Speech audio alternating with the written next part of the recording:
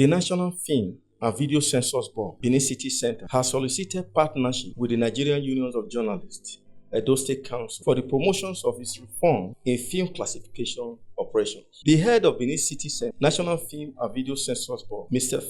Elah, made his request known when he paid a courtesy visit to the NUJ house on Wednesday in Benin City. He was accompanied by his management team from the Benin Center of the board, such as Mrs. Edogen Bridget, licensing and documentation, Mr. Ifada Godwin, admin, Mrs. Anne Osaz, film and classification, Mrs. Franka, and Mr. Imosi Aoya. Speaking at the event, Mr. Elah averred that the board has a responsibility to act as a regulatory body for video and film production, to censor and license a production before the movie is released to the public. We classify our movies, so there's no cut anymore.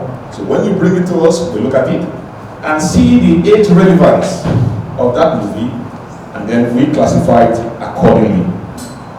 Now, we observe that movies have gone beyond just entertainment and information to shaping cultures. You all agree with me here that that's the truth.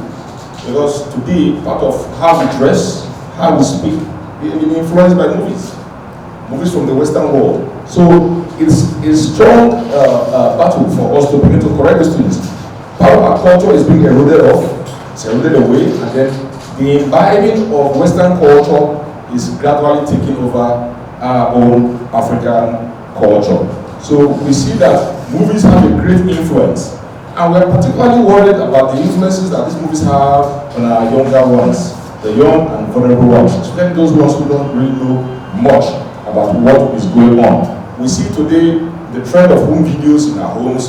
Parents just bring movies into the house, and the whole family gathers and they begin to watch. Now, inconsiderate of the classification or category of that movie, they watch from the smallest child even to the parents in the home. And so that trend, we are set to begin to change it by these visits to establishments like yours. Stressing further, he said that the agency is on the project headed screen, a situation whereby the screen are supposed to be headed to the children. That is, monitoring and watching what the children watch on screen. Anyone that doesn't bring their movies to us and release it to the market, when we find out, which we definitely do, because we have a monitoring department, when we eventually do, we get them arrested. There are laws that protects all these areas. So we can have them arrested, then we draw the work from circulation by seizure, then we charge them to court. He added that the notion of Nigeria being portrayed as a fetish and corrupt nation by Nollywood movies is not true and will be addressed appropriately by the National Film and Video Censors Board. He, however, gave a thumb up to Nollywood for being a blessing to Nigeria. This new angle of job placement or job pressure, we just want to make sure that it's regularized, it's properly regulated. So if somebody does that and is arrested, the police are doing their own thing. Thank you very much. In response, the chairman, Nigerian Union of Journalists, Dr. Festus Alehe, remarked that the points raised by Fred Elah were very important and that the onus has now fallen on the journalists to take it off from there. We all must try as much as possible to advise those who are producing movies to refrain from producing any movie that results in treason. You know the implication of having treason, trying to topple current government of the day in the name of creating movies to instigate crisis, to make people get to the street and cause more trouble. So we try as much as possible to educate them to stay away from this. And it's also important too that movies that will further create more trouble in the family should be avoided. A lot of people, now I need to let you know too, most persons' way of life today were coined from the movie they watched, especially most of our young ones now. If you want to look at when you see flashy cars, you see beautiful houses and all of that in the movie, and you now see children these days try to emulate that lifestyle. So please try as much as possible the process of your censorship. Try as much as possible to ensure that the end of such movie will not always be good for those who are I give you an example.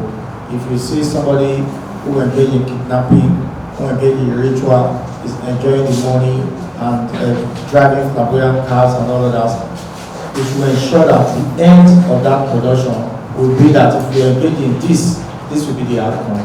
If you engage in this, you will be arrested, you will be in prison, you will either go for life imprisonment or you go for death penalty and so many other things. He charged the National Film and Video Censors Board to cultivate a good working relationship with the media and should always endeavor to let the media know the status of a movie that it has censored so that the message can be made public. Mr. Fred Elah later on spoke exclusive to VOS TV on their mission, challenges, and achievements. This is to make sure that all movies that are being distributed and produced must be censored, classified, and approved by us before they can be out there to the viewing public. And also to let the viewing public also know that we have classification symbols that helps to guide your choice of the movies you watch. All these are embedded in our 7 classification symbols. You know, the G, the RE, the 18, the 15, the 12A, and the 12. These are our classification symbols, and we want the public to know much about it. Presently, we have a project called the NILFS, which is Nigeria Indigenous Language Film Showcase, the NILFS.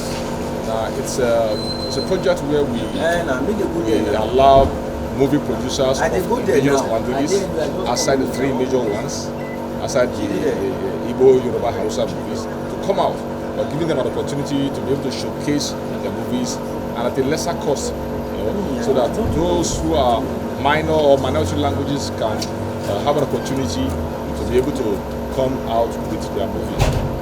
One of the challenges we are facing now is the use of internet has made it very tasking for us. But as I mentioned during the meeting, we are working with Netflix, we're working with YouTube to make sure that contents that enter into their space must be censored and classified by us before they can be there. That is why even skits, every content has to be 30 minutes above, must be censored and approved before you can take it to any of these streaming establishments. So the internet is a challenge for us, but we are going to get to that.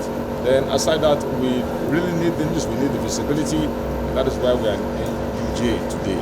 We need to tell the state, the country, that this is what we do, and we need the support of everybody to get it done. Well, not all of them are aware, but sensitization must come up definitely. When we begin to go into effective enforcement of that regulation, there must be sensitization first. So, but we are doing part of that right now. We're trying to by having meetings, with stakeholders and those who are affected. We're having capacity building trainings also to that effect, and we believe that as we go with that, and that's why we still need the NUJ. Now that we are working together, collaborating in these areas, there will be times where we need you to help, broadcast some of these things to those concerned. So I believe that we will get there gradually, make them know what they ought to do. Yes, a lot. The board has achieved a lot, because one of them is, I talked about the movement from censorship to classification. It's a very solid achievement. So we are now at par with world practices as we speak. Aside that, the Honorable Minister of Arts, Culture and Tourism has been able to attract a $200 million grant, for the creative industry in Nigeria. And that's a huge, it's a huge step of trying to make sure that the creative industry gets its recognition and gets its share of expansion as other sectors of the economy. And so the National Film and Video Censors Board on its own is doing a lot. Presently, majority of the Benin movies we have, they have been censored, they are approved. If you go around Edo State, you find out that yes, we're working hand in hand with the stakeholders in Edo State and the other states, and we're making sure that they conform to the regulations guiding their operations.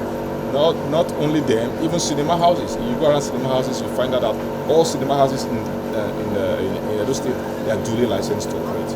Those cinema houses operating illegally, and we are working so hard to maintain that status with them, that relationship with them, and I think it's moving very well. And so we have achieved a lot. Dennis Obudian, reporting for VOS TV, Benin City.